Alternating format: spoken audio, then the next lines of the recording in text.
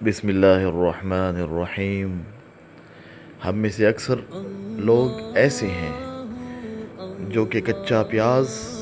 اور کچا لہسن کھانے کو پسند کرتے ہیں، لیکن حضور نبی کریم صلی اللہ علیہ وسلم کے فرمان کے بارے میں نہیں جانتے۔ بخاری و مسلم کی روایت ہے،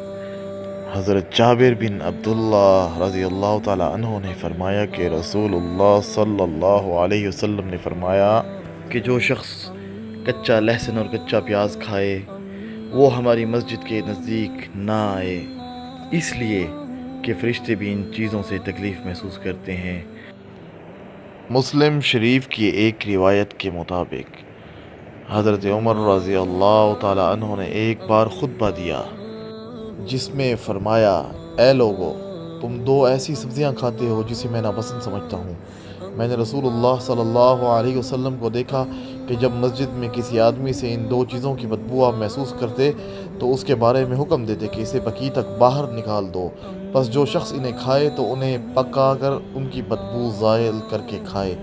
ثابت ہوا کہ لہسن اور پیاز کی بو سے جہاں انسانوں کو ناگواری محسوس ہوتی ہے، وہاں فرشتوں کو بھی بدبو سے تکلیف ہوتی ہے۔